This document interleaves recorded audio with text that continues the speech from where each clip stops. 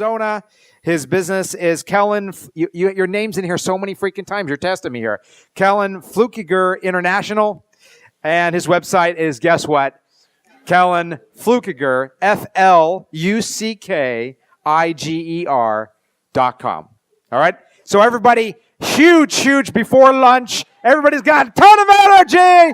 Welcome to Kellen Flukiger. Woo! All right, brother. Thanks. Awesome.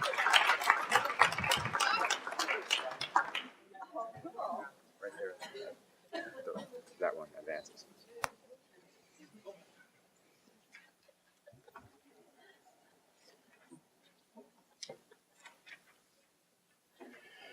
When I opened my eyes,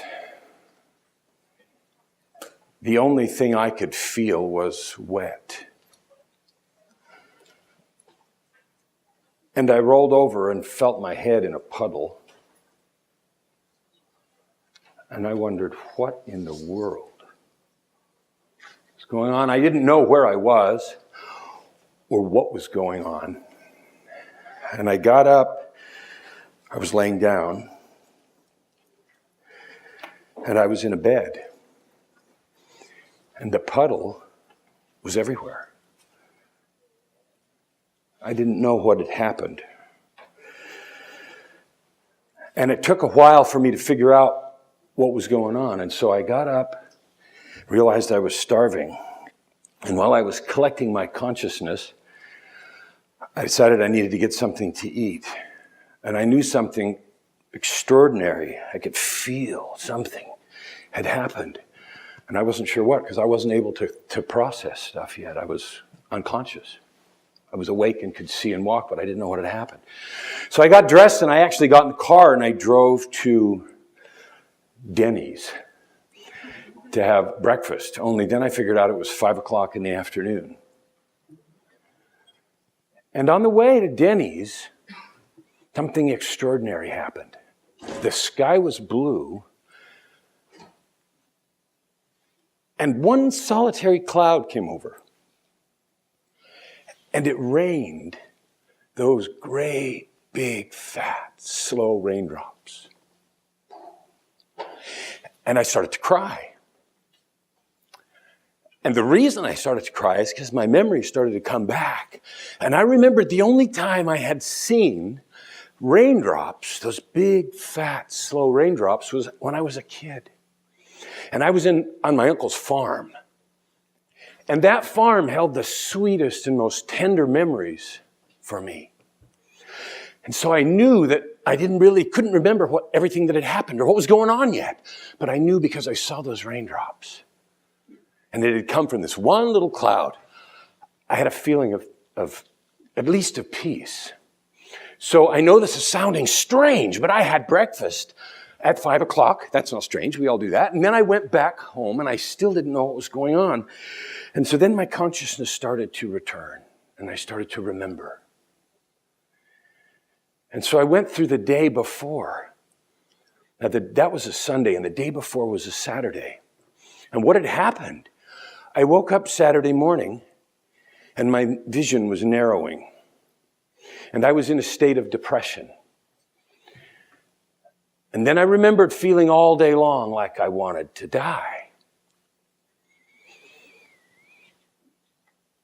And the day wore on and it got worse and it got worse. And that night, I don't watch TV. Okay, I just don't. Never have. But I turned on the TV.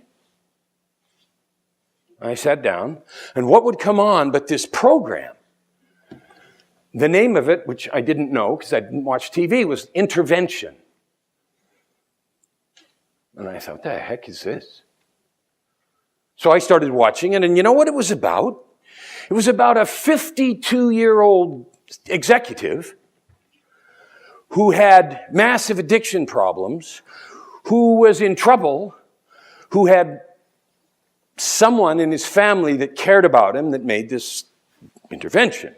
And I probably know what it is. And I saw about first 3 minutes of this and I turned, I'm not watching this crap. And I got up and walked around the house for a few minutes and did some other things. I came back about 15 minutes later And it started over. I said, this can't happen. And I offer no explanation, but it did. So I thought, oh, crap, I guess I better watch this. So I did. And the program was me. There it was, in all of its gory glory. So when it was over, I went to bed. And I lost consciousness. I died, I think. I don't know. But for 17 hours, I was unconscious. And I experienced personally, as the memories came back, having been in what I would describe as hell. I was in the most intense suffering I could either imagine or experience. And at the end of this time, after some period of time that I couldn't keep track of, I heard a voice. And the voice said, or felt it or heard it, I don't know. But you know what I mean. If you've had those kinds of experiences, the voice said, it is enough. And it all stopped. And then after some short period, I opened my eyes, and it was 5 o'clock. So when I got home from breakfast and thought through all that, I sat and I started to think through what had happened. And I remembered that I had wanted to die. And I started to think through, I'm alive. Why in the world? Why? Why am I still alive? I should not be here. And then I started to feel a sense of gratitude. But I am. There has to be a reason. There's got to be something that matters about this being alive. Okay. I wasn't in a position to argue. So I said, all right, I'm alive and I guess I'm grateful. But why? What's the point? And so I started to list in my mind, what are the things that I've done? And the list was long. I'm a C-level executive. I've made millions of dollars. I have spoken all over the world, in Europe, in Canada, in Mexico, all over the United States. I have a big title. I'm impressive. I've made lots of money. And then I started to list the things and more. I've been a concert pianist. I owned a recording studio for 30 years. And on and on and on. And then I started to list the things that I hadn't done. Well, let's see. I haven't been in a relationship very well. There's body bags and miseries scattered all over in my wake. I have kids that don't want to talk to me. And that list went on too. So I said, if I'm alive, and there's a reason for this life, then I'm going to find out what it is. And if God wanted me alive bad enough to put me through that and then take me out of it and give me the raindrops, which was incredible given the sky and everything else, but no more incredible than anything else that happened that day, then I was going to figure this out. And I said, I stood there after I went through this whole set of mental gymnastics, and I said, I'll be damned if I'm going to go through that kind of an experience and not figure out what it means and not do something with it. And so then I said, well, what do I have to do now? This has happened. The oh shit moment has happened. And here I said, what am I going to do? So the first thing that was obvious is I've got to fix myself.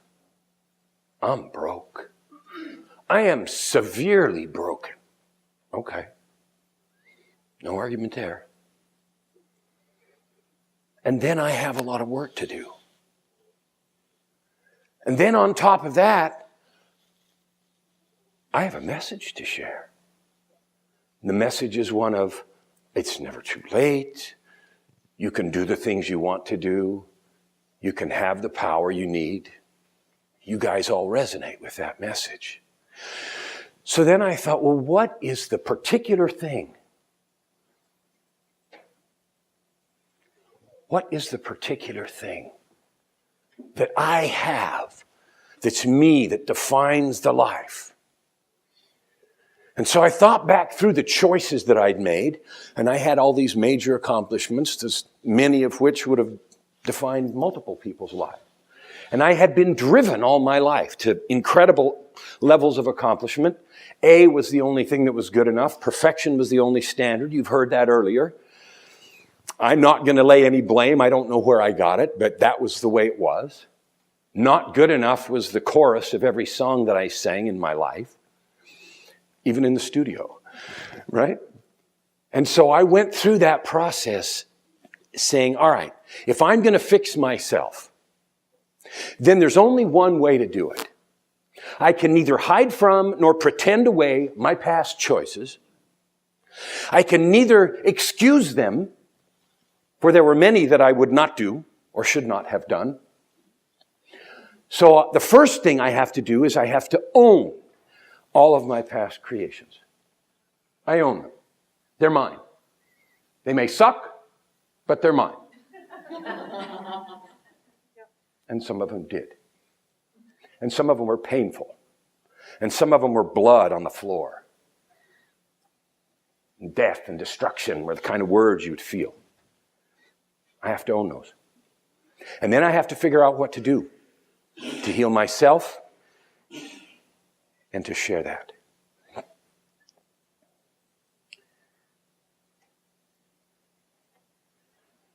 So I came to these 3 points. Choose my life, give my love, and create a legacy. Okay. So how am I going to do that? So now let's go zip, fast forward a few years. I quit the high-paying, really high-paying consulting gigs that I had. And so I'm one of those that walked away from lots of money. And I did it on purpose. I did it because it became more important than breath for me to do that. And the message was this. And the talent and gift that I had demonstrated consistently all through my life was this. I have a particular ability to get people that I work with to do impossible things. I do. I had done startup companies where the deadlines were in law and the software and systems had never been built before. And we set world records. I had an assignment while I was in Canada working for the Minister of Energy in Alberta to redo their entire legislative system, their regulatory system, their Public Utilities Commission. I wrote a monstrous piece of legislation, split the commission, completely changed their order of how all that crap was done in record time. And the funny part was, here's how it went. I had all these lawyers and engineers in a room to write that stuff, and they stood there and they said, we can't do this. It simply cannot be done in this amount of time. It's too complex. There's too many issues here. There's too much public input. It just can't happen. I said, okay. Let's just start. And when you get to the part you can't do, why you tell me. And I'll go talk to the minister if we need to. Get some resources. I'm not going to tell the whole story because it takes too long. But the point was, it got done. Over and over again, I'd been able to do that. In business, in personal life. And so the model, there's a whole bunch of messages you get out of this. You can get out of it about the worth of a soul and about the power of our individual messages and about the need that we all have to do that and to magnify our message. But the gift that I had and that I've now created a good business around is I help people do the things they don't believe they can do with tools they don't know they have and power they don't know they control. So I want to talk a little bit about what Bob and Lynn Rose talked about.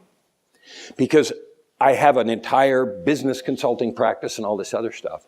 But I'm really glad that they talked about video.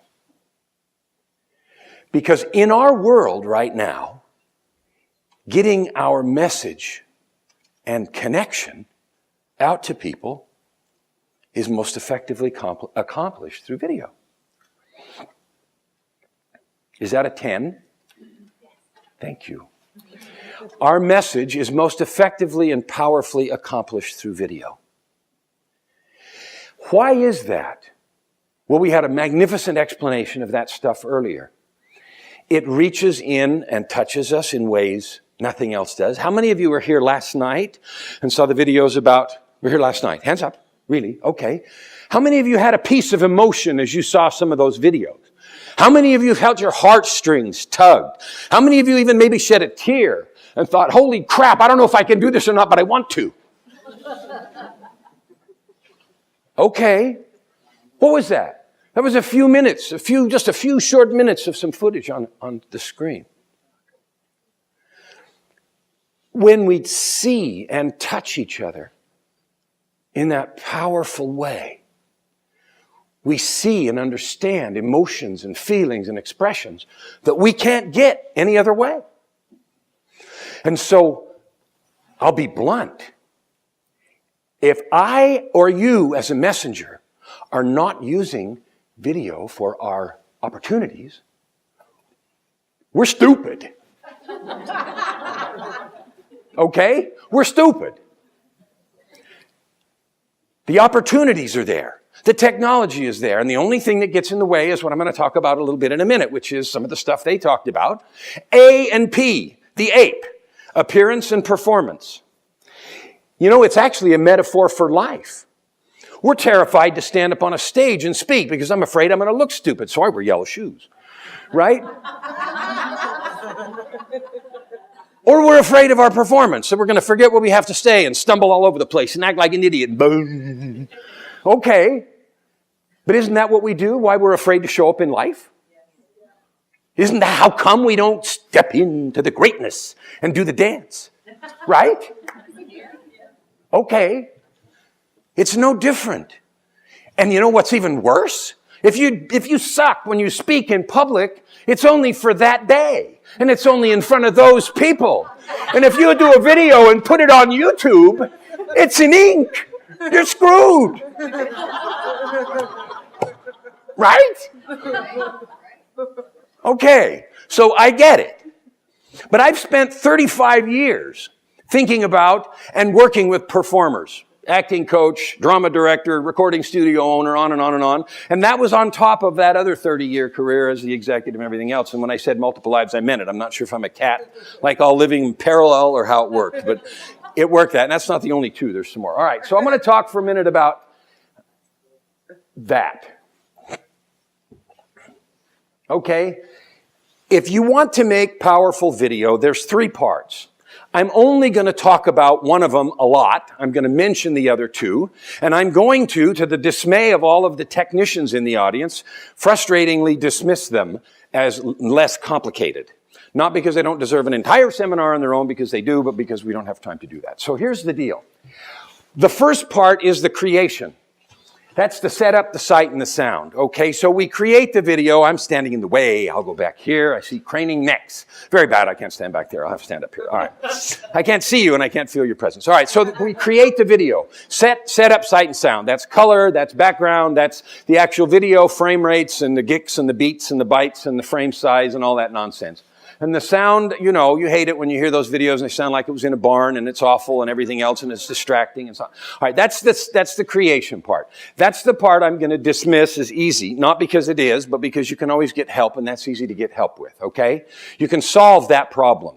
I've been a recording studio engineer for 30 years. Like I said, I can solve them easy, but it's not hard to get somebody to help you to solve those. Those are easy to solve. The second part is the core of the video, the catch, which is the hook, The content, which is your steps, whatever you're telling them to do, and your call to action. That is what moves people to do stuff. The emotion and the feeling and whatever you're doing. Chunkable content. I'm also going to say that's easy. And those that write copy and stuff are going to start throwing things at me, and that's okay. It's not easy to do, but you can get help and get it done. Okay? Getting good, catchy hooks. You've had a bunch of people up here talking about your messaging. Getting content that's chunkable and easy to follow. A clear, single, one-purpose call to action. That's key. The one I want to talk about for a minute is the connection, because that's where the dollars are. Bo talked about connection. Half a dozen people up here have talked about connection. Bob and Lynn were talking about connection, and I'm going to talk about it some more. And the three pieces to that are your attitude, your authenticity, and your assurance or your certainty. Now, your attitude is, what does it feel like talking to you? Does it feel like we know each other? Or am I so busy worried about what I look like and sound like that I'm kind of looking past you? I'm not really looking at the lens, and it's kind of whatever, and Or am I kind of preachy, and like some people say, our president right now is kind of professorial and talks down to people, whatever. Is it all that? What is the attitude? What does it feel like talking to you? The second part is your authenticity. Now, we've heard over and over again and had people stand up on the stage, whatever, and claim their power today, and we've applauded that kind of thing, but that has to come across in your video. And the thing about that is, it is much easier, actually, to stand in front of a group of people like this, particularly supportive and loving people who want to hear what I have to say, yay, and talk to you, than it is to stand and look at the camera and go, oh, the intensity of my emotion and passion must come through. Yeah. Okay? You get it. You have to do that. You have to reach through. Because if you don't, click.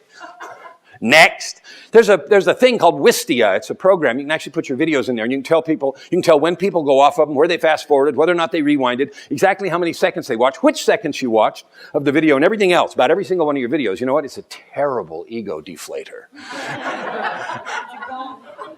But it's also very educational, and it also wraps up your marketing. So I have no affiliate link, okay? I'm just telling you that plugin exists. And if you want to be really deflated or critical or build your stuff, the power of your videos, use Wistia, W-I-S-T-I-A, it's cool. And the assurance, certainty. So people buy two things right now. They buy authenticity and they buy certainty or assurance. Information is mostly free. You can find almost anything you want on the internet. People are going to argue with me about that, and I really don't care.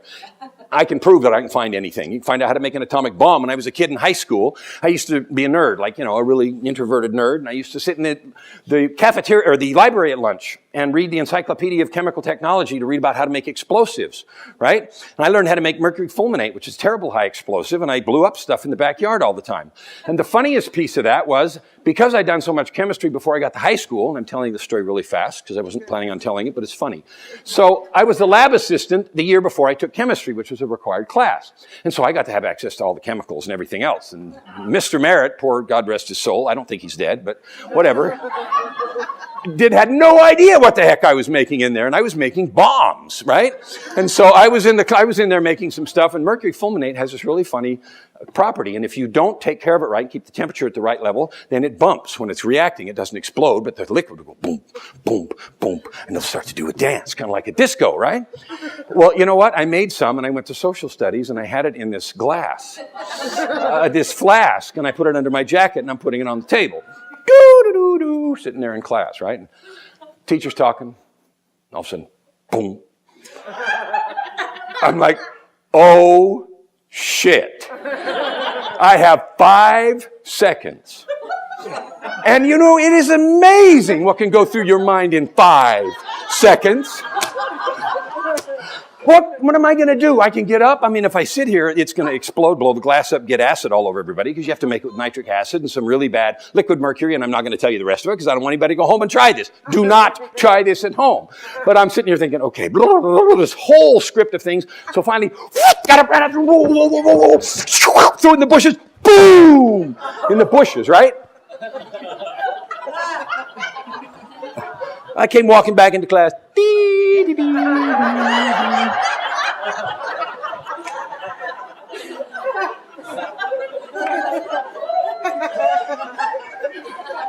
So help me. And the teacher's standing there. And the other students are going. No explanation. And you know what? Nobody was outside. Nobody saw where I threw it. Nobody saw what happened. It just went away. Holy crap. All right. Is that a 5? A 1. Okay. So look. I've owned a recording studio for 30 years. I've directed all kinds of people, beginners and Grammy winners. I've worked with all kinds of talent. I'm an acting coach. I didn't listen very much to the double your rates, because if I doubled mine, nobody could afford me. I already charge $1,000 an hour to breathe. And that's maybe because I came out of the consulting world. And so that's real, and I do. The opportunity that I'm offering here is something insane, and I'm only pricing it at this point because of Robert and this event. Because I was on another stage 1 week ago in Washington, D.C., selling something just a little bit more than this for 3 times this price. I'm going to be on another stage in 2 weeks from today here in San Diego, selling the one I sold in D.C. for 3 times this price. Serious. So if you're interested in getting rid of your fear of video, I can promise you I can make you alive and breathe on video. I can make your heart jump out and reach and touch people. I know I can. I've never failed. I've never had someone not be able to do it. I don't know why. That's a gift. I have it. I make people do things, make them. I get them to do things they don't believe they can do with tools they don't know they have and power they don't know they control. I do it.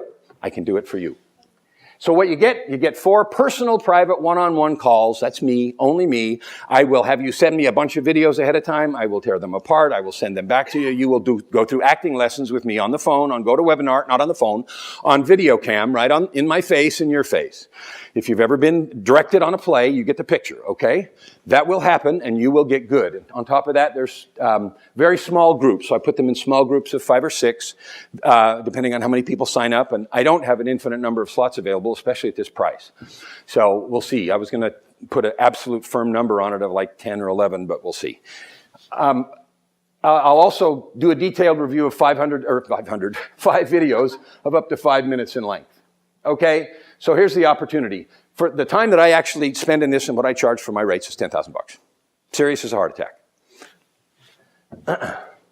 And when I was being a consultant, getting paid that kind of money from the Queen of England, I actually had a contract with the Queen. If you have a contract in Canada, it's a contract with the Queen in right of Alberta. So I never saw the Queen, but I actually had a contract with the Queen, right? There's a couple of bonuses I'm throwing in. King of Your Tribe, which is a process I'll take you through to narrow down your avatar so you know exactly who you're talking to. You live them, breathe them, know their language, all that kind of stuff. And that's all critical, and I'm talking really fast, and I would go through them very slowly and in agony explain them all, except for I'm running out of time. If you don't know how to find your avatar, you're dead. If you don't know who you're talking to, and you talk to everybody, nobody will listen. I promise. I tried. If you market to everyone, it doesn't work. You have to talk to one at a time. And you have to know who it is. You have to know their name, rank, and serial number. Age, likes, dislikes, language, where they hang out, what they like, what they don't like, what they're afraid of, how come they like you, how come they don't, and all that other stuff. So we can do that too. There's another Master Your Monsters, which is an 11-part audio course that I have, which is many of the things that you teach, how to get over fear. And I call them your monsters because I'm talking about the childhood, right? You're in bed and you have the monsters under the bed and in the closet that you know are going to come out and eat your lunch from time to time. They're still there, and we call them different names. The procrastination monster, the fear monster, the I don't know, I don't have any time monster, the I'm too tired monster. You get it, okay? So there's an 11-part audio series that's Master Your Monsters. I'll throw in as a bonus. Then I throw in 6 10-minute private coaching calls if you got an emergency, if you're going to go on stage and talk, or if you're going to do some video and you need to call and talk to me. I don't know why I'm putting it together for this amount. The bonus amount is that amount of money, and I can't even get this thing to go forward because it doesn't want to. So the whole deal is... Point down.